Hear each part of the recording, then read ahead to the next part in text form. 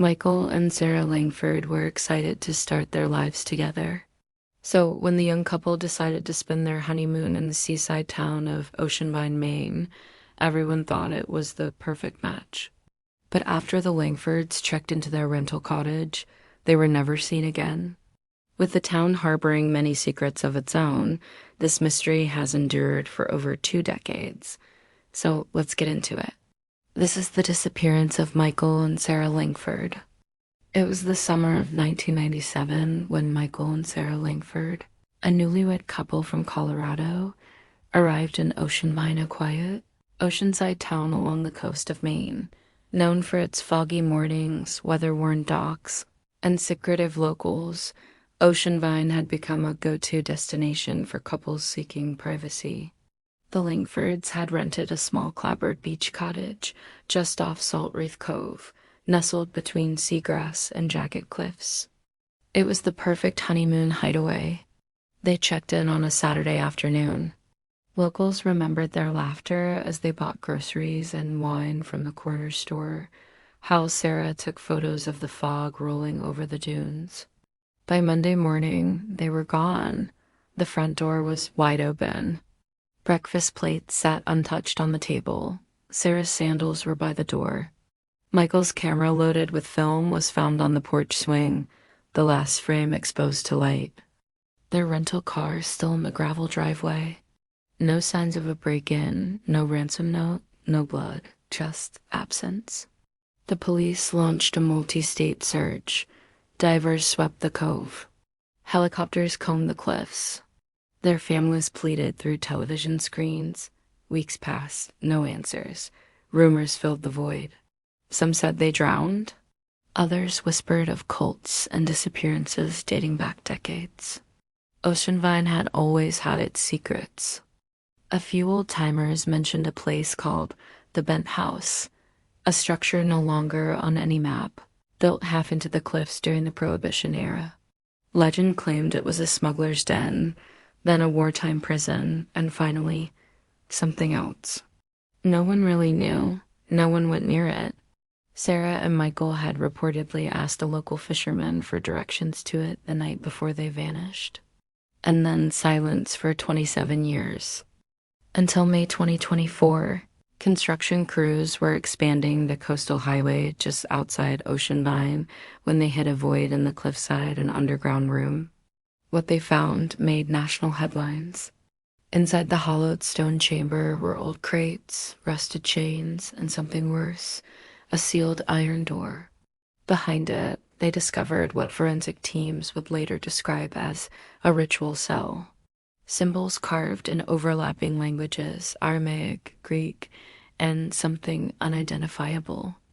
In the far corner, a shallow pit held two skeletons curled together, arms interlocked, rings still on their fingers. Dental records confirmed it. Michael and Sarah Langford. Next to them, wrapped in oilcloth, was a journal. The writing, Sarah's, page after page of erratic scrawl, told a story no one could have imagined. They had found the Bent House. It hadn't collapsed. It had been absorbed. Sarah wrote of strange sounds in the walls, of black water dripping from the ceiling, of rooms rearranging themselves when they turned around. Michael had injured his leg trying to break through a boarded window, but the boards weren't wood, they were bone, she said. They tried to leave. The front door opened to the same hallway, looping endlessly. Each day they forgot a little more of who they were, but something beneath the house remembered them. Sarah believed the house fed on intention that their love, their connection, was the one thing keeping them from being consumed. Her last entry read, "If anyone finds this, it's still breathing. The house is alive, and it remembers who walks through its door." Forensics confirmed the two died within weeks of vanishing, likely from dehydration, but that raised a new question. Why were their bodies perfectly preserved? Their skin had traces of an unknown resin organic, possibly excreted by insects, but no local species matched. Experts called it biological embalming, no mold, no decay.